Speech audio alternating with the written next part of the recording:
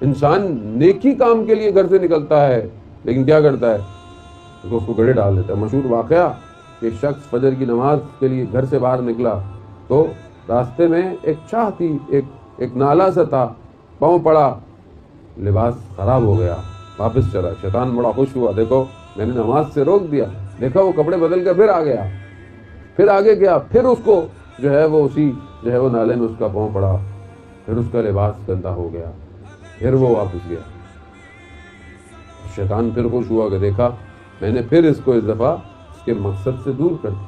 تیسری دفعہ پھر شیطان نے دیکھا پھر آ رہا ہے، پھر جب وہ پاؤں اس کا پڑنے لگا تو خود شیطان آگے آ گیا، کہا کہ نہیں ادھر کھڑا ہے آگے سے چلے جاؤ۔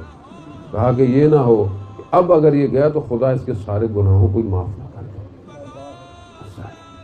شیطان، لیکن اگر ہم استقامت دکھائیں، اگر ہم کھڑے رہیں، مایوس نہ ہوں، اس کی رحمت کی طرف متوجہ رہیں کہ وہ رحمان ہے، وہ رحیم ہے، وہ بخشنے والا ہے۔ ہم کسی ایک دوسرے سے ذرا سی کوئی بات ہو جائے تو بہت سالوں تک بات نہیں کرتے۔ اس نے میرے ساتھ یہ کیا، اس نے میرے سے یوں پیش آیا، وہ میرے پیسے کھا گیا، فلانا ہو گیا، یہ ہو گیا، وہ ہم تو ایک دوسرے سے بات نہیں کرتے۔ مگر وہ خدا ہمارے جیسا نہیں، اس کی بارگاہ میں جتنا بھی گناہگار شخص اگر آئے تو وہ اس کو اسی طرح لیتا ہے جیسے اس نے کہا ہے۔ قرآن کیا کہتا ہے؟ ان اللہ یحب التوابین، میں توبہ کرنے والوں سے محبت کرتا ہوں۔